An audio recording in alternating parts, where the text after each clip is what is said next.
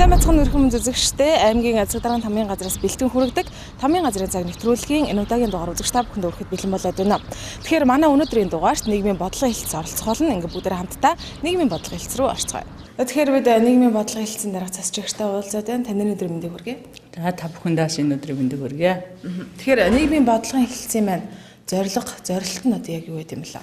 За нийгмийн бодлогын хэллэгэд бол нэрнээс ахуулаад Дархуул аймгийн хэмжээнд нийгмийн салбарт хэрэгжих, нийгмийн салбарт одоо хэрэгжиж байгаа төсөл хөтөлбөрүүдийг болон аймгийн хэмжээнд энэ чиглэлх бодлогыг тодорхойлж түүний хэрэгжилтийг ханган ажиллагаа. За нийгмийн салбар бол маш онцлогтой. Төрийн үйлчилгээний дийлэх салбар бол нийгмийн салбарт нийгмийн салбарын үйл ажиллагаатай холбоотой байдаг юм аа. Тэгэхээр өнөөдрийн тухайд таны яг ямар ажил хийхээр төлөвлөж байна? За өнөөдөр бол бид ажлынхаа төлөвлөгөө 7 хоногор урьдчилсан гаргасан байдаг. За энэ 7 хоногийн одоо 3 дахь өдрийн ажлын төлөвлөгөө гэх юм бол өнөөдөр бид нар 9 цагаас одоо Дархуул аймгийн хэмжээнд үйл ажиллагаа явуулж байгаа сүм хийдүүдтэй одоо газар дээр нь очиж танилцсан. За мөн одоо 11 цагаас нийгмийн салбарын нээлттэй хаалганы өдөрлөг бид нар одоо 3 сумандаа хийгээд өнөөдөр бол Дархан сумандаа хийх гэж байна. За энэ нээлттэй хаалганд бол нийгмийн хөгжлийн хэлтсийн харьяа агентлагууд, нийгмийн амгаллын чиглэлээр үйл ажиллагаа явуулдаг агентлагуудаас гадна одоо мэргэжлийн боловсролын байгууллагуудын үйл ажиллагааг нэг дороос нэг цэгээс сурталчлан таниулж тэдний одоо ард иргэдэд үзүүлж байгаа тусламж үйлчлэгийг нэг цэгээс үзүүлэх юм аа. За мөн одоо 11 цагаас энэ нээлттэй албаны өдрийн арга хэмжээ болон за 13 цагаас одоо олон улсын гэр бүлийн өдөрт зориулсан бас арга хэмжээг бид нар бас нээлттэй албаныхаа үеэр зохион байгуулна. 13:30-аас хөгжлийн бэрхшээлтэй хүүхдийн эрүүл мэнд боловсрол нийгмийн хамгааллын салбар комиссын хурал байгаа. За өнөөдөр ажиллаад юм байна. За тэгэхээр өнөөдрийн тухайд яг нийгмийн бодлогын хэлтс маань хичнээн мэргэжилтэнтэйгээр ямар чиглэлээр ер нь үйл ажиллагаа мэдээж нийгэм рүүгээ чиглэсэн ажлууд хийдэг баг.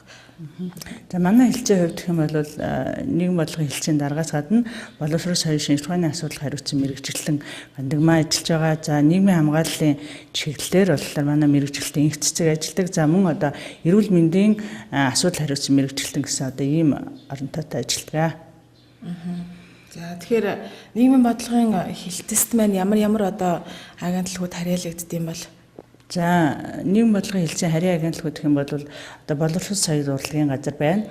Хүүхэд гэр бүл хүүхэд залуучуудын хөгжлийн газар байна. За эрүүл мэндийн газар, бие нэмрийн спортын газар, хөдөлмөр халамж үйлчлэгийн газар, за мөн эрүүл мэнд нийгмийн даатгалын хэлтэс гэсэн одоо ийм үндсэн 6 агентлагтай. За үүнээс гадна болохоор одоо сургууль цэцэрлэгүүд, за мөн одоо мэргэжлийн сургалтын ихтэй сургуулиуд болон одоо хувийн хвшил одоо энэ чиглэлээр ажиллаж байгаа бүх одоо аж ахуйн нэгж байгууллагууд, за дээр нь төрийн бас байгууллагууд харьяалагдаж бодлогын одоо манай хэлтсээс ангидаж гаргадаж үйл ажиллагаа хэрэгжилтийг хангаж ажилладаг.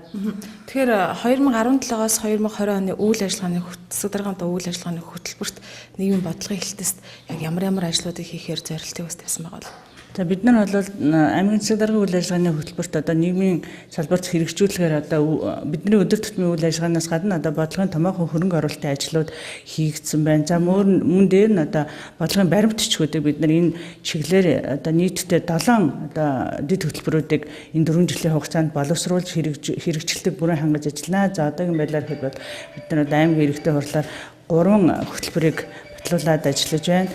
За тухайлах юм бол одоо хөрөнгө оруулалтын ажлууд гээд үзэх юм бол нэгдүгээрт бид нар 25 дахь цэцэрлэгийг одоо бүрэн ашиглалтанд оруулаад явж байна. За хүүхэд хөгжлийн ордныг за бүрэн ашиглалтанд оруулаад дэлхийн зоолын улсын байгууллагын дэмжлэгтэйгээр аймгийн орон нутгийн хөгжлийн сангийн дэмжлэгтэйгээр одоо Дархан аймгийнхаа одоо хүүхэд залуучуудад зориулсан хүүхэд хөгжлийн ордныг ашиглалтанд оруулаад за мөн одоо залуус хөгжлийн төвийн маань үйл ажиллагаас чигдрэж явж байна. Тэгэхээр хүүхэд хөгжлийн ордон маань энэ сард бас нээлттэй хийсэн байгаа. Тэгэхээр яг өнөөдрийн тухайд хүүхэд хөгжлийн ордонд хичнээн одоо ямар дугуйлан секцүүд одоо хичээлж байгаа юм л.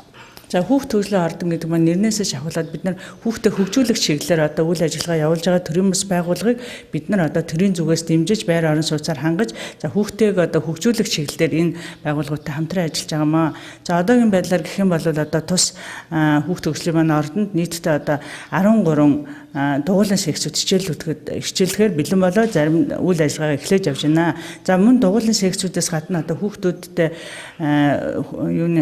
хүүхдийн намын ордон маань тэнд үйл ажиллагаа явуулж эхлэв байна. Одоо хүүхэд багчууд маань хөгжихийн зэрэгцээгээр тэнд одоо дэлхийн болон одоо Монголынхаа шилдэг уран зохиолыг уншиж суух одоо бүрэн боломжоор хангацсан. За мөн одоо энэ үед энд ашрамд бас хэлэхэд дэлхийн зүйн олон улсын байгууллага маань тухайн хүүхд төрөлхтний маань ордны намын сангийн одоо тогтчлолтой ажлыг бүрэн хариуцаад одоо үйл ажиллагаанд жигдрээд явж байна. Тэгэхээр өнөөдрийн бас нэг цагаас хуралдах хурлын талаар таас дэлгэрэнгүй яриач энэ хурлыг хийснээр ямар ач холбогдолтой байна те хөгжлийн бэрхшээлтэй. За хөгжлийн бэрхшээлтэй хүүхдүүд маань Дархуул аймгийн хэмжээнд хэм бол одоо 400 гаруй хөгжлийн бэрхшээлтэй хүүхдүүд байна. За энэ маань бол одоо миний 400 гаруй гэдэг маань бас их учиртай. Бид одоо яг тодорхойлон тоог нь хэлэхэд одоо эрүүл мэндийн байгууллагууд дээр байгаа энэ тоо баримт бас нэг өөр байна. За мөн одоо хөдөлмөр халамж үйлчлэхний газар одоо тэтгэмж авч байгаа хөгжлийн бэрхшээлтэй хүүхдүүдийн тоо өөр байна. Тийм учраас эндийг ерөөсө Монгол Улсын засгийн газрын хэмжээнд нэгтгэсэн нэг одоо тоотой судалгаа үнэн бодиттой гаргахын тулд хөгжлийн бэрхшээлтэй иргэдийн хүүхдүүдийн ялангуяа хүүхдүүдийн одоо эрүүл мэнд боловсрол нийгмийн хамгааллын асуудлыг одоо орон нутгийн хэмжээнд зөв одоо тогтоож тэдэнд одоо яг энэ саяны хэлсэн нийгмийн үйлчилгээнүүдийг үзүүлэхэд одоо дэмжлэг туслалцаа болохоор энэ салбар комиссийг ажиллаж байгаамаа. Урд нь гэх юм бол одоо эмчнэрийн зөвлөгөөний хурлаар ороод за мөн одоо дээр нь эмнэлэг хөдөлмөр магадлал комиссийн хурлаар ороод хөгжлийн бэрхшээлтэй хүүхдүүдийн асуудлыг шийддэг гэсэн бол энэ удаадаа засгийн газар хөдөлмөр хамгааллын яамнаас яг нэг ийм бодлогыг гаргаж за энэ одоо аймаг орон нутагт байгаа энэ салбар комиссууд хөгжлийн бэрхшээлтэй хүүхдээ эрүүл мэндийн асуудлыг тодорхойлохоос гадна тухайн хүүхдүүдийг одоо эрүүл мэндийг сайжруулахын тулд эрүүл мэндийн чиглэлээр ямар одоо дасгал хөдөлгөөнд явах ямар эмчилгээ үйлчилгээ хийх юм. За мөн дээр нь гэх юм бол одоо энэ хүүхдүүдийн боловсролын асуудлыг дээшлүүлэхэд ямар одоо тусламж үйлчилгээ үзүүлэх ёстой. За хэрвээ тухайн хүүхэд одоо сургууль цэцэрлэгч явж байгаа бол тэнд явж байгаа одоо энэ сургалтын үйл ажиллагаа маань одоо хэр үр дүнтэй байгаа энэ чиглэлээр бид нар цаашаа одоо орон нутаг төдийгүй улсын хэмжээнд яаж ажиллах вэ гэсэн одоо ийм чиглэлийг гаргаж өгсөн салбар комиссийг байгуулан ажиллаж байгаамаа. Одоогийн байдлаар болохоор орж байгаа хүүхдүүдийн маань одоо эцэгчүүд маш одоо сэтгэл өндөр байна. Яагаад гэх юм бол одоо том хүмүүстэй цуг тэр одоо комиссийн хурлаар ороод гарахлаар хүүхдүүд маань яг тухайлан нарийн тэр зөвлөө чиглэлийг өгдөггүй байсан бол одоо манай салбар комиссод гэх юм бол манай хүүхдийн одоо мэрэгжлийн эмчнэр ажиллаж байна. Боловсролын салбараас хүн ажилтан. За дээр нь одоо хүүхэд хамгааллын чиглэлээр мэрэгчлээ ажилтан. За мөн одоо хүүхдийн бэрхшээлтэй хүүхдийн чиглэлээр үйл ажиллагаа явуулдаг төрийн бас байгууллагын төлөөлөлд ажиллаж байхлаар энэ одоо бүрэлдэхүүнд орсон хүн болго маань өөрсдийнхөө чигүүргийн дагуу хөгжлийн бэрхшээлтэй хүүхдүүдэд одоо дэмжлэг туслалцаа үзүүлэхээр одоо сэтгэл нэгдэн одоо салбар комиссийн үйл ажиллагаагаа явуулаад байна. Өдрийн тухайд яг хэдэн одоо хурлаар одоо хичнээн хүний асуудлыг одоо хэлсэн юм бол. За ер нь бол хөгжлийн бэрхшээлтэй хүүхдүүдийн асуудлыг хурлаар оруулж ирэхэд бол өрхийн эрүүл мэндийн төвүүдийн одоо эмчнэр маань оруулдаг. Энэ маань болохоор эмнэлгийн анхан шатны тусламж үйлчилгээ үзүүлж байгаа нэгжээс тухайн одоо хариалаг бага нутаг дэвсгэрт байгаа хүүхдүүдийнхээ асуудлыг одоо манай комиссаар оруулж ирдэг байгаа. Өнөөдрийн тухайд бол одоогийн байдлаар төлөвлөснөр бол 10 хүүхдийн асуудал орж ирнэ гэж байна. За энэ хүүхдүүд маань одоо асаргааны чипэд тэтгэмж авах, за мөн одоо унааны хөнгөлөлт идэх, за мөн одоо дээр нь амралт цовлож явахад одоо энэ хөгжлийн бэрхшээлтэй гэдэг дээр дүгнэлт гаргах. За хүүхдүүд маань одоо тухайлан эмнэлгийн үйлчилгээ авахд одоо ямар нэгэн дэмжлэг дүгнэлт гаргах хэрэгтэй. За энэ асуудлууд бол өнөөдөр хурлаар орно. За тэгэхээр мэрэгчлээ тэгээд танилцуулгуулаа. Тэгээ. За манай нийгмийн хамгааллын асуудал хариуцсан мэрэгчлэлтэй их цэцэг байна. За манай их цэцэг мэрэгчлэл маань за яг энэ хүүхэд хамгааллын чиглэлээр төрийн болон төрийн бас байгууллагууд ажиллаж исэн. За бас одоо ажиллаж исэн байгууллагуудаас одоо их сайн одоо багаар их сайн ажилладаг гэсэн одоо их тодорхойл цайтай одоо манай энэ салбарт одоо бас нэлээд одоо дээгүүр сайн ажилладаг мэрэгчлэлт маань энд ажиллаж байна. За тэгэхээр та өөрийгөө эхлээд үзэгчтэй танилцуулах. За намайг инх цэцэг гэдэг нийгэм бодлогын хэлтсэд мэрэгчлэнээр ажилладаг юм. За тэгэхээр ерөнхийдөө одоо улсад ч гэдэг юм уу төрийн байгууллагт ер нь хэдэн жил ажиллаж байгаа вэ? За би улсад 18 жил ажиллаж байна. Төрийн байгууллагад 5-6 дахь жилдээ ажиллаж байна. Яг одоо өнөөдөр хариуцж байгаа мэрэгжлийн дагуу юу эсвэл өөр чиглэлээр үү? Ер нь бол хүүхэд хөдөлмөр эрхлэлт гэдэг чиглэлээр хүүхэд хамгаалал хөдөлмөр эрхлэлтийн чиглэлээр өмнө ажиллаж байсан. За өнөөдрийн таны ажил ямар ажил вэ? За өнөөдөр миний ажлын гараа бол төлөвлөгөө явсаар 7 хоног төлөвлөсөн төлөвлөгөө явсаар Дархуул аймагт үйл ажиллагаа явуулдаг. Зөвшөөрөл авсан 32 сүм хийдийн үйл ажиллагаатай танилцаж, за энэ иргэдийн хурлын тогтоолоор 13 оны 49 дээр тогтоолоор журам баталсан байгаа. Иргэдийн хурлаар сүм хийдэг. Тэгэхээр энэ дээр болохоор сүм хийдүүд маань зөвшөөрөл сунгуульд одоо жилд нэг удаа зөвшөөрөл сунгуульд зөвшөөрөл сунгуулахад бол иргэдийн хурлаар орж тэргүүлэгчдийн хурлаар ордог. Тэгээ энэ дээр журмынхаа дагуу тэр тухайн сүм хийд маань одоо үйл ажиллагаагаа те хэрхэн явуулсан үйл ажиллагааны тайлан, санхүүгийн тайлан, татвар гэл те тэгээд ер нь энэ чиглэлээрээ явуулсан үйл ажиллагаа хилцчээж иргэдийн хурал маань тухайн сүм хийдийг цаашаа зөвшөөрлийг сунгах хэсэг талаар хилцдэг юм а. Энэ дээр манай нийгэм бодлогын хэлтсэн маань тухайн сүм хийдийг судлан энэ талаар одоо энэ асуудалгүй манай нийгэм бодлогын хэлтсэн аймгийн засаг дарганы ТАМГЫН газраас дэмжиж байна гэсэн чиглэлээр тухайн сүмнүүдийн асуудлыг оруулж өгдөг байгаа. Тэгээд тийм учраас бид нэр тухайн сүм хийдийнхаа талаар мэдээлэлтэй байх ёстой. Ямар чиглэлээр ямар урсгалаар үйл ажиллагаа явуулж байна. Яг нийгэмд энэ 32-оо Дархуул аймгийн хэмжээнд үйл ажиллагаа явуулж байгаа бүртгэгдсэн 32-оос 33 сүм хийдүүд маань тэ хууль ёсныхаа дагуу журмсны дагуу үйл ажиллагаа явуулж байгаа үгүй гэдэгтээ бид нэр хяналт тавьж ажиллах юм. За тэгэхээр өнөөдрийн ажлын хэсэгт маань ямар хүмүүс багтж байгаа. Тэгээд хаагур одоо сүм хийдүүдээр явна гэлээд нийтдээ 32 юм даа. За. Ажлын хэсгийн хандлаар та мэдээ гарах ажлын хэсэг. За аймгийн засаг даргын 2017 оны А208 дот захирамжаар ажлын хэсэг байгуулагдсан байгаа. Энэ ажлын хэсэг маань болохоор тухайн одоо орон нутагт үйл ажиллагаа явуулдаг сүм хийдэд үйл ажиллагаанд нь хяналт тавиад мэрэгжил арга зүйн зөвлөгөө өгнө гэж байгаа. Тэгээд энэ дээр ажлын хэсэгт маань ажлын хэсгийн дараагаар нийгэм бодлогын хэлтсийн дарга цас чихэр нарийн бичгийн дараагаар миний бие байгаа. За энэ дээр ажлын хэсгийн бүрэлдэхүүнд маань хууль эрх зүйн аймгийн засаг дарганы ТАМГЫН газрын хууль эрх зүйн хэлтэс санхүү төрийн сангийн хэлтс энэ маань болохоор одоо санхүүгийн тайлан мэдээгээ хаан тушааж ийн хаанаас хөрөнгө оруулалт нь орж ирж ийн энийг яаж хэрхэн зарцуулж ийн яг нийгмийн ямар чиглэлд ямар үйл ажиллагаанд энийг үйл ажиллагаа явуулж чиглүүлж зарцуулж байна гэдэг дээр за татварын хэлтсээс орж байгаа. Энэ дээр татвар маань болохоор аж ахуйн нэгж энэ чинь мэдээжлээ аж ахуйн нэгжүүдэд те энэ сүм хийдүүд маань болохоор яг хууль ёсныхаа загвар татвар төлөлтөй гэж нүггүй юу. За одоо сүм хийдүүд маань тодорхой хэмжээгээр бас ажил олгогч байгаа. Тэгээд тухайн сүм хийдэд ажиллаж байгаа ажилтнуудынхаа нийгмийн даатгалын эрүүл мэнд нийгмийн даатгалыг төлж гин үгүй юу гэдэг дээр эрүүл мэнд нийгмийн даатгалын хэлтс маань ажиллах байгаа. За энэ газрын харилцаа барилга хот байгуулалтын газар гэж байгаа. Энэ маань болохоор бас тухайн сүм хийд маань зөвшөөрөлтэй газар үйл ажиллагаагаа явуулж гин үгүй юу гэл тийм ээ. За онцгой байдлын газар байгаа. Энэ маань тухайн объект маань одоо галын аюулгүй байдлыг хангаж ажиллаж гин үгүй юу те. Одоо би сүм хийдийг байгуулах хэрэгтэй гэдгээр одоо тухайн барилга байгууламжийг барьж байгаа ч гэсэн энэ мэн эргээд бас аюулгүй байдлыг хангасан байх ёстой гэдэг үүднээс ажиллаж байгаа. За мэрэгжлийн хяналтын газараас бас орно. Мэрэгжлийн хяналтын газар маань сүм хийдийн бас үйл ажиллагаа эрүүл ахуй тэгээд эрүүл ахуй одоо боловсрал гэдэг нэг байгаа штэ тэр тал дээрээ ер нь ямархуу үйл ажиллагаа явуулж байна гэдэг дээр нь хяналт тавьж ажиллахаар байгаа.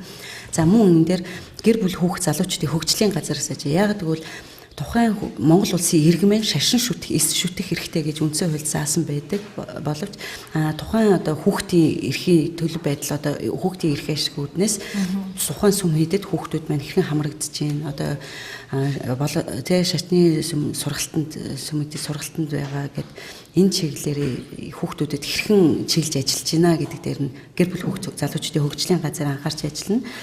За энэ дээр бас нэг гадаадын иргэн харьяатын Дархуул аймаг дахь салбар Дархуул аймгийн төлөөлөгч маань Дархуул аймаг дахь төлөөлөгч ажиллана. За энэ хүмүүс маань бас тухайн сүм хийдэд одоо гадаадын иргэд байна уу те энэ хүмүүс маань бас яг хууль ёсныхаа дагуу үйл ажиллагаа явуулж байгаа зөвшөөрөлтэй нүггүй юу гэдэг тал дээр анхаарч ажиллана.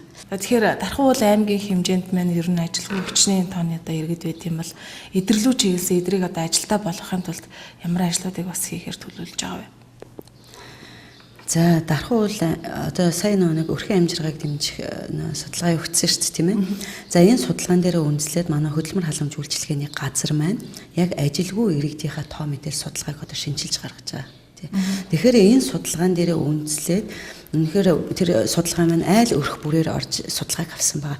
Тэгээ энэ судалгаан дээр үндэслээд ажилгүй байгаа иргэдийнхаа тоог гаргаад иргэдийгээ ажилдаа орлоготой болгох талаас нь энэ сургалт судалгаануудаа ихэнх шатнаас анхан шатнаас нь тий сургалтынхаа үйл ажиллагаанаас эхэлж гинэ гэсэн чиглэлд ажиллаж байгаа. Аймгийн засаг даргын үйл ажиллагааны хөтөлбөрт болохоор 45-аас дээш насны иргэдийг ажилдаа болгох тий малчин иргэдийг одоо ажил хөдөлмөртэй болгох. За энэ дээр ах мөнхийн хөдөлмөр эрхлэлтийг дэмжих аймгийн дэд хөтөлбөрийг боловсруулах гэдэг ийм ажлууд маань одоо үе шатстайгаар хэрэгжиж явж байгаа. За энэ хөтөлбөрийн хүрээнд Ахмадын хөдөлмөрлөлтийг дэмжих аймгийн дэд хөтөлбөрийн маань одоо боловсруулах шатандаа явагдаж байгаа. Удахгүй 6 сард аймгийн иргэдийн орлын тэргүүлэгчдийн хурлаар орж хэлцүүлнэ. За энэ дээр болохоор ерөнхийдөө хоёр чиглэлээр нэг нь болохоор ахмадууд нь болохоор залуу үеийнхэнтэй зөвлөгөө өгөх чиглэл зөвлөн туслах чиглэлтэй гэж байгаа. Нөгөөх нь хөдөлмөр эрхлэлтийн чиглэлээр төсөл хөтөлбөр хэрэглэх гэдэг чиглэлээр энэ төсөл хөтөлбөрийнхаа төслийг боловсруулад байна. Тэгээд халамжийн чиглэлээр гэхээр юм байгаа л да. Ерөнхийдөө энэ жил маань болохоор төр засгаас баримталж байгаа бодлого маань болохоор халамжаас хөдөлмөрлөө гэсэн байгаа. Тэгэхээр би түрүү хэлсэнтэй өмнө дурдсан байгаа. Өрхийн амжиргааг дэмжих судалгаан дээр туршиглаад гэж. Энэ дээр болохоор бас нэг юуны хүнсний карт авдаг айл өрхүүд гэж байгаа. Амжиргааны түвшин тогтоох югаараа хүнсний карт авдаг айлууд. Тэгэхээр энэ айлууд дээрээ туршиглаад одоо 70 гаруй айл өрхүүд байгаа л да. Энэ дээр энэ айлуудаа бас дандаа халамж аваад байх биш. Яавал энэ хүмүүсийн одоо нэг төрөөс хүн амын талаар баримтлах бодлого төр ч гэсэн орж ирсэн байгаа. Энэ хүмүүсийг болохоор дундад түвшин рүү оруулах гэдэг чиглэлээр тухайн онлайг болохоор зүгээр халамжийн чиглэлээр дэмжиж байхаас гадна энэ хүмүүс дээр түвшиглээ сургалтанд хамруулад хөдөлмөр эрхлэлт мэрэгжил олгох ийм үе шатлсан сургалтуудаар орж аваад хөдөлмөр эрхлэх чиглэл рүүгээ хөдөлмөр эрхлэлт рүүгээ оруулъя гэдэг тал руугаа хандж байгаа. За жижиг дунд бизнес эрхлэгчд рүү чиглэсэн бас ямар ажлуудыг хийж байна? Ер нь бизнес эрхлэгчд рүү хандсан. За сая аймгийн засаг даргын ТАМГЫН газраас тийм ээ засаг даргын мөрөө хөтөлбөрт одоо 2000 аймгийн эдийн засаг нийгмийн хөгжил 2017 оны зорилт дээр хоёр дахь зорилт дээр болохоор төрийн зарим чиглэлийг төрийн бас байгууллагаар гүйцэтгүүлэх гэж байгаа. Энэ чиглэлийнхаа дагуу төр иргэний нийгмийн түвшинслэл 2017 зөвлөгөөнийг бол хийсэн байгаа. За энэ зөвлөгөөн дээр бол ер нь бол Дархуул аймгийн хэмжээнд бүртгэгдсэн 400 гаруй төрийн бас байгууллагууд байгаа. Энэ бүх байгууллагууд руугаа бид нэр холбогдоод чиглүүлээд энэ зөвлөгөөнд болж байна. Ихэнх шатанд бол хилцүүлэг хийгдсэн байгаа. Энд төрийн бас байгууллага аж ахуйн нэгжүүдэд урьж оролцуулаад хилцүүлэг хийгдээд ер нь та бүгдийн зүгээс тийм ээ ямар ажлыг хийж эхлэмээр байна. Төр засгийн зүгээс ямар ажлыг одоо уялдуулж хамтарч ирэх вэ гэх энэ дээр бол аймгийн засаг даргын мөрийн хөтөлбөрүүдэд танилцуулаад тэгээд бас мөн төрийн байгууллагуудаас энэ аймгийн засаг даргын мөрийн хөтөлбөрийг хэрэгжүүлэх чиглэлээр та бүхэн төрийн бас байгууллагатайгаа төрийн бас байгууллага аж ахуйн нэгжүүдтэй уялдаж ямар үйл ажиллагаа дээр хамтарч ажилламаар байна гэдэг саналуудаа гаргасан байна. Тэгээд энэ дээр төрийн байгууллагуудаас 70 гаруй санал, төрийн бас байгууллагуудаас 100 гаруй саналууд ирээд энийг хооронд нь уялдуулад тэгээд энэ зөвлөгөөний хийсэн байна. 3 сарын 24-нд зөвлөгөөний хийсэн байна. Тэгээ энэ зөвлөгөөний одоо гол зорилго нь юу вэ гэхээр энэ төрийн байгууллага, төрийн бас байгууллагууд хоорондоо уялдуулаад хийх ажлын чиглэлээр хилцээр санамж бичиг гэрээ хийсэн байна. Энэ дээр 12 байгууллага төлөөлж хийсэн байгаа. Төрийн аймгийн засаг даргын зүгээс хийсэн байгаа. Тэгээд энэ чиглэлийнхаа хүрээнд сая нийгмийн салбарын чиглэлээр хэрэгжүүлэх төсөл хөтөлбөрүүдийг зарлан за 63 төрийн бас байгууллага аж ахуйн нэгжүүдээс санал ирсэн. Энийг болохоор хилцүүлээд ажлын хэсэг маань хилцүүлээд энэ дээр одоо бодлогын түвшинд одоо нэг хэрэгжүүлэх журам гэж байгаа ч төсөл хөтөлбөрийг шалгаруулах журам гэдэг дээр нийцсэн одоо хуулийн дагуу журмын дагуу шаардлага хангагдсан нийцсэн ийм төсөл хөтөлбөрүүдийг шалгаруулад одоо 25 нийгмийн салбарт хэрэгжүүлэх 25 төсөл хөтөлбөрүүдэд бид нэр гэрээ байгууллагаар бэлтгэл байдлыг хангаад гэж байна. За баярлалаа.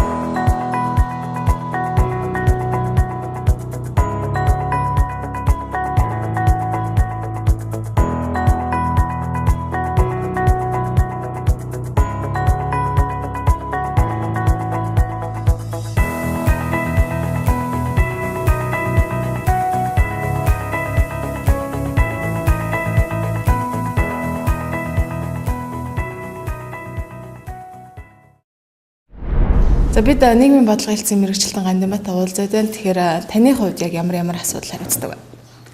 За миний хувьд боловсрол, соёл, шинжлэх ухаан, спортын асуудлыг хариуцдаг. Тэгэхээр яг өнөөдрийн чиглэл байгаа.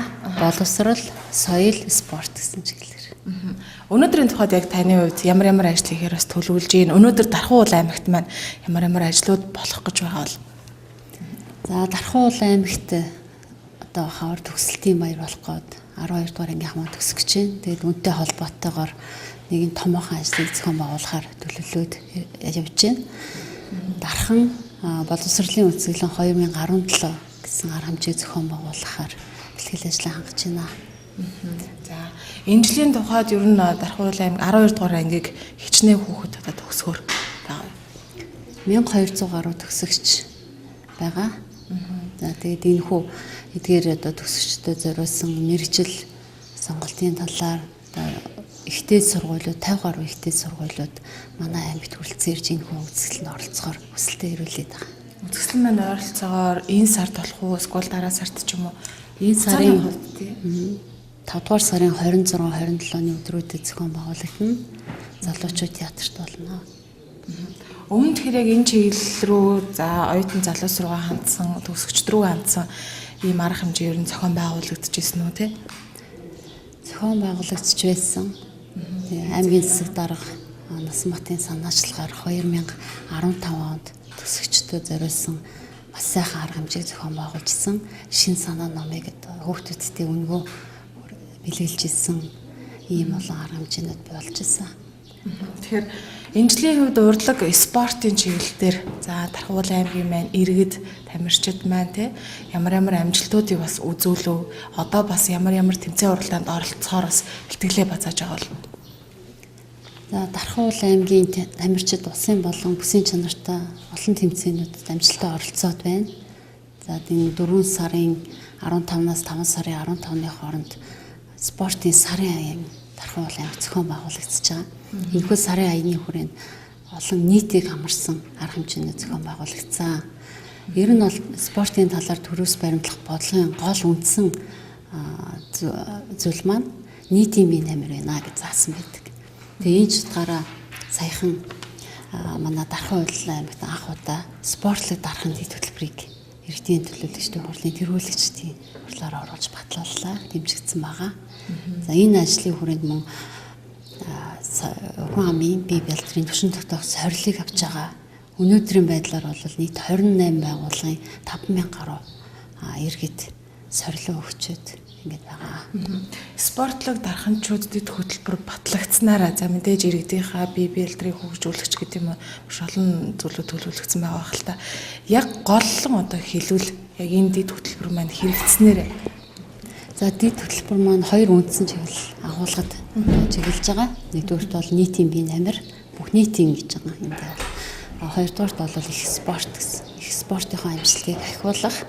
За олон улсын болон дэлхийн чанартай тамирчдын одоо тоогоо ахиулъя гэсэн ийм хоёр үндсэн бодлогод чиглэж байгаа. За энэ ажлын хүрээнд мөн нэлээд олон ажлууд хийгдсэн байгаа. Нэгдүгürt бол алхалтыг зохион байгуулсан байгаа. Алхалтад бол одоо 2000-аад хүн оролцсон. Мөн гүйлт, алхалт, дугуун, уралдаан гэсэн олон ийм нийтийг хамарсан арга хэмжээнүүд зохион байгуулсан байна. За тэгэхээр хүүхэд багчууд руугаа чиглэсэн ямар ажлуудыг бас хийхээр төлөвлөж байна. 2017-оос 2020 оны үйл ажиллагааны засаг даргын үйл ажиллагааны хөтөлбөрт бас ямар асуудлууд тусгагдсан байгаа юм. Энээс одоо аль нь хэрэгжиж явж байгаа юм. За спортын талаар бол засаг даргын үйл ажиллагааны 17-оос 20 оны үйл ажиллагааны төлөвлөгөөнд өвлийн спортыг хөгжүүлнэ гэсэн томоохон зорилт байгаа. Тэгэхээр энэ бас энэ санаа манаас дэд хөтөлбөр тусгагдсан. Цааны баазтай болох гэсэн нэг ажил хийхээр төлөвлөж байгаа. За дараагийн нэг зүйл нь юу гэхээр өсвөрийн тамирчдын амжилтыг ахиулъя гэж байгаа. За үүний хүрээнд бол Азийн спортын наадам болно 2019 онд. За энэ ажлын хүрээнд аймгийнхаа өсвөрийн шигшээ багийн тамирчдыг чанартай бэлтгэе. Энэ дээр одоо аймаг орон нутгаас анхаарч ажиллана гэсэн ийм төлөвтэй байгаа. Хүүхэд багчууд руугаа. Хүүхэд багчууд руугаа түрүүний хэлсэн нөө нийтийн спортыг тий. Төлөвлөгөө хөгжүүлнэ гэдэг утгаараа олон секс дугуйлангуудыг сурч хүүхдүүдийн дунд бас мөн зохион байгуулна. За энэ чиглэлээр бас яг Азийн спортын наадам 13 төрлөөр зохион байгуулдаг юм. Тэгэд энэ 13 төрлөөрөө мөн багчууд зориулсан, хүүхд багчууд зориулсан дугуйлын секцүүдийг бас хичээллүүлнэ. Тэгэхээр энэ жилийн тухайд ерөнхийдөө ерхий боловсролын сургууль, за сургуулийн өмнөх боловсролын байгууллагуудын маань тоо хүүхдүүдийн маань тоо нэмэгдсэн баг те. Эсвэл хичнээн сургууль цэцэрлэг шинээр байгуулагдав те. Хувийн болон одоо бас төрийн байгууллага. За нийтдээр нь 10 гаруй цэцэрлэгүүд хувийн болон те. Төрийн цэцэрлэгүүд шинээр үе толгой нийсэн бидгийг сүүлийн 15 жилийн хугацаанд за хүүхдийн тооч мөн өссөн байгаа энэ хэмжээгээрээ. Тэгээд тэр нь бол манай Дархан уулын аймагт улсын хэмжээнд сөөбийн хамрагдалтаараа бас нэлээд дээгүүр явдаг. Ер нь бол 87-оос 90 гэж 90%-тай явагддаг. За энэ маань ягаад өсч буураад идэм бэ гэхлээр тухайн жилийн төрөлтөөс шалтгаалаад бас сөөбийн хамрагдалт бол дээшээ бошоо болдог. Гэхдээ 87-оос 90%. Цаашдаа бол 91-92% төрнө гэсэн юм зорилттой байгаа. За Дархан уулын аймагт ерхий боловсролын сургууль 19,000 гаруй хүүхэд суралцж байна. За нийтдээ 28 хувийн болон төрийн сургуулиуд байдаг. Тэгэхээр 6 сарын 1 бас ерөөхдөө төгсөж байна. Хүүхэд залуусын баярын өдөр төгсөж байна. Тэгэхээр яг энэ өдөртэй холбогдуулаад бас ямар ажлуудыг аймаг орон нутгад ихээр төлөвлөд байгаа юм лээ. За хүүхдийн баяр зориулсан олон арга хэмжээний зохион байгуулагддаг. За мэдээж одоо өмнө зохион улс даяар хэрэгжижсэн ном аяс хөтөлбөрийн хүрээнд бас энэ хэрэгжилтэд тайлгнах ийм үйл ажиллагаа бас болдгоо. Тэгэд энэ хүрээнд бас хүүхдүүдийн маань олон сайхан авяасыг харуулсан тайлгнсан ийм арга хэмжээнүүд бас мэдээж төлөвлөгдөнө. За мөн одоо бусад манай соёлын байгууллагуудаас зохион байгуулалт дугуйлан секцийн маань тайлгнуудаас энэ төр тавигдана.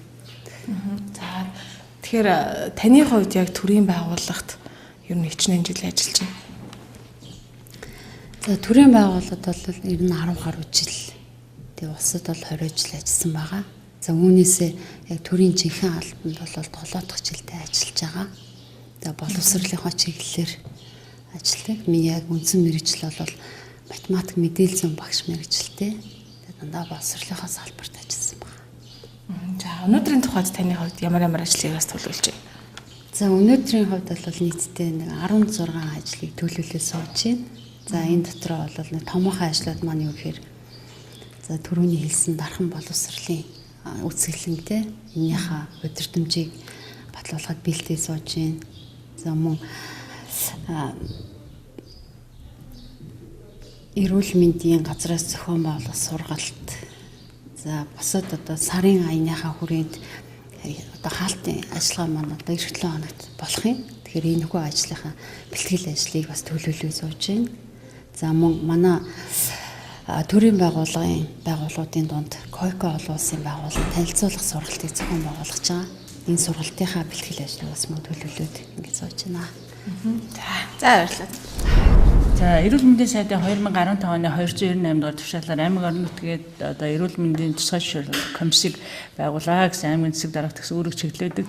Үүний дагуу одоо нийгмийн бодлогын хэлтсийн дарга миний бие ахлан аймгийн хэмжээнд эрүүл мэндийн чиглэлээр тусгай зөвшөөрөл олох комиссийг бол дахлаж ажиллагаа. За манай комиссийн бүрэлдэхүүн одоо төрийн байгууллагаас гадна төрийн бус байгууллагуудын төлөөлөл, за эрүүл мэндийн байгууллагын төлөөлөл орж ажиллаж одоо аймгийн эрүүл мэндийн газар манай комисс одоо ажлын албалж ажиллагаа. За аймгийн хэмжээнд гэх юм бол эрүүл мэндийн чиглэлээр ортой 12 эмнэлэг байдаг. За шүдний чиглэлээр 18 эмнэлэг байна. За эмийн сан бол нийтдээ 53. За эмийн бөөний төв бол 7. За аймгийн хэмжээнд үйл ажиллагаа явуулдаг совилол бол 4. За мөн одоо үүдэн эмнэлгүүд эмнэлгийн анхан шатны тусламж үйлчлэгээ үзүүлдэг үүдэн эмнэлгүүд болохоор 33 байдаг байна. За бид бол энэ донд аймгийн Дархан аймгийн нийгмийн эдийн засгийг хөгжүүлэх зорилт арга хэмжээний хүрээнд төрийн бас байгууллагуудтай одоо хамтаа ажиллаж одоо тэдний одоо үүрэг ролыг шийдвэр гаргах төвшөнд одоо оролцуулнаа гэсэн байдаг. За энэ хүрээндээ бол аймгийн засаг даргатай хувийн хөгжлийн эрүүл мэндийн байгууллагын тэргүүн бол хамтран ажиллах санамж жишг үзүүлсэн байгаа.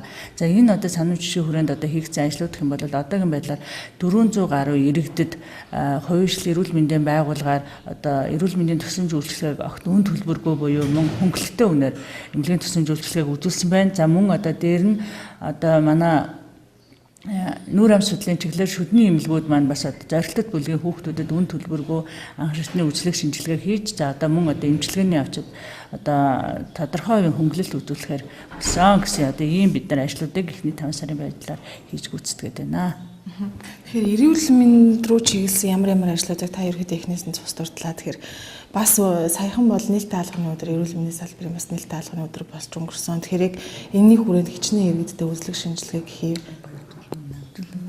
За бид нар аймгийн засаг дарганы санаачлагаар одоо эрүүл мэндийн салбарын нээлттэй хаалганы өдрийг 4 сарын 29-ний өдөр зохион байгуулсан байгаа. За энэ хүрээнд одоо яг бид нар нээлттэй хаалганы өдрөөрөө эмнэлгийн тусламж үйлчилгээг шатлал бүр дээрээ нээлттэй үзүүлсэн. Энэ чухам юун дээр гэх юм бол ажлын байран дээрээ тэр одоо хагасаа өдөр амралтын өдөр бол ажилласан. За энэ тусламж үйлчилгээг үзүүлэхдээ бид нар нэг ажилдаа байгаа иргэд яг одоо төрийн үйлчилгээг авч чаддгүй өөрөө бас яг одоо төрд байдаг юм ажил эрхэлдэг одоо хүмүүстэй зориулж энэ үйлчилгээгээр үзүүлсэн одоо энэ удаагийн манаас нээлттэй хаалганы өдрийн гол онцлог болсон. За энэ үеэр болох юм бол 1700 гаруй хүмүүс иргэд маань эмнэлгийн тусламж үйлчилгээг авсан байгаа. За тусламж үйлчилгээнээс гадна одоо лабораторийн шинжилгээг өгсөн. За анхан шатны буюу одоо 20 дахь шатлалын аймгийн нэгдсэн эмнэлэгдээр нарийн мэргэжлийн эмчилэгт одоо энэ тооны хүмүүс хамрагдсан байна гэсэн тоо мэдээ гараад байна.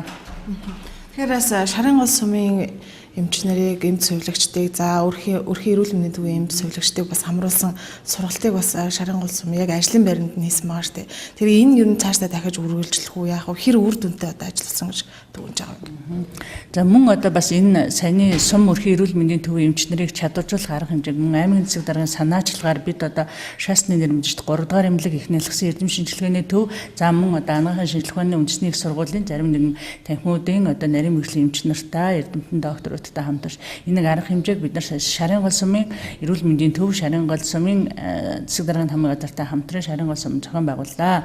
За энэ арга хэмжээнд маань одоо шарын гол сумын эмч мэргэжүүлтнүүдээс гадна аймгийн хэмжээнд одоо өрхийн эрүүл мэндийн тусламж үйлчилгээ үзүүлж байгаа 25 эмч эмнэлгийн мэргэжлэнүүд одоо шарын гол сумд одоо сургалтанд хамрагдаж за энэ үеэр болоод одоо нарийн мэргэжлийн эмч нар одоо миний түрүүний дурдсан байгууллагуудын нарийн мэргэжлийн эмч нар ирж одоо манай эмч мэргэжлэнүүдэд одоо сүүлийн үеийн одоо өвчний үед одоо авч хэрэгжүүлж байгаа арга хэмжээ эмчилгээ үйлчилгээний талаар бодит мэдээллийг орчин үеийн одоо мэдээлэл өгсөн энэ давуу талтай ач холбогдолтой арга хэмжээ болсон маа цаашид бол энийг бид нар одоо бусад одоо нэгжүүдэд ажиллаж байгаа эмч мэргэжлэнүүдтэйгээ төвийн одоо 3 дахь шатлалын эмч эмнэлгийн мэргэжлэнүүдийг ирж одоо ажлын байран дээр сургах ажлыг одоо дараагийн арга хэмжээнд дараагийн шатнд авч хэрэгжүүлэхэд төлөвлөд байна. За баярлалаа. Тэгэхээр ер нь 2017-оос 2020 оны засаг дарганы үйл ажиллагааны хөтөлбөрт бас эрүүл мэнд рүү чиглэсэн ямар одоо төсөл хөтөлбөрүүд байгаа юм бол эдгээр маань одоо хэр биелэлээ олж байгаа юм болоо. За бид нар одоо аймгийн засаг дарганы үйл ажиллагааны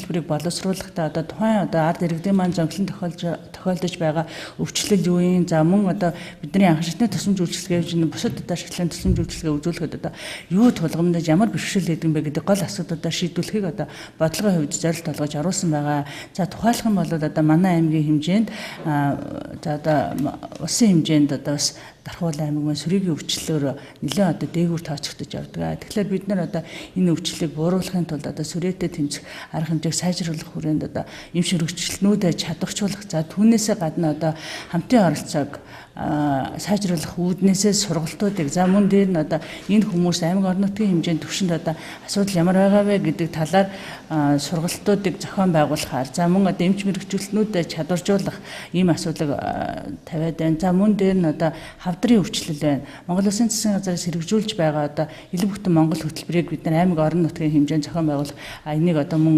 энэ нээлтийг бид нар 2-7 хоногийн өмнө төсөн. За энэ хүрээндээ бид нар сая 5 сарын 16-ныг дуустал аймгийн хэмжээнд 40-с 65 насны одоо энэ үзлэг шинжилгээнд оруулах хүмүүсийн нэгдсэн тоо судалгаа гаргаад одоогийн байдлаар бол 23780 хүний одоо судалгаа ирсэн байна. За энэ хүмүүсээ бид нар өрхийн эрүүл мэндийн төвүүдээрээ дамжуулаад одоо анхан шатны шинжилгээнд оруулаа. За үүний дараа шинжилгээ одоо хэрвээ эерэг гарсан тохиолдолд ВЦ вирусыг тоолох арга хэмжээнд оруулсан. За тэгээд 4 дахь шатлал дээр бол бид нар энэ хүмүүсийг одоо одоо эмчлэх энэ асуудлыг шийдэж ажиллана. За энэ ажилд болохоор одоо манай эрүүл мэндийн яамтай хөлбөмбөгийн нийгмийн хамгааллын яам буюу өөрөөр хэлэх юм бол эрүүл мэндийн даатгалын сангаас даатгал хамрагчсан иргэн бүрт огт үн төлбөргүйгээр даатгалын сангаас санхүүжилтнаарч ажиллах юм аа. За энэ хоёр арга хэмжээг оруулсан байна. За мөн дээр нь одоо сувилгын төслөмж үйлчлэгийг бид нар одоо бас дэмжиж ажиллана гэж аймгийн засаг даргын үйл ажиллагааны хөтөлбөрт оруулсан байгаа. За манай Дархуул аймгийн эмнэлгийн дунд мэргэжлийн совилогч нар болохоор сая улсын хэмжээнд зохион байгуулагч одоо шинэлэг бүтээлч одоо санаа гэсэн энэ арга хэмжээнд бол бас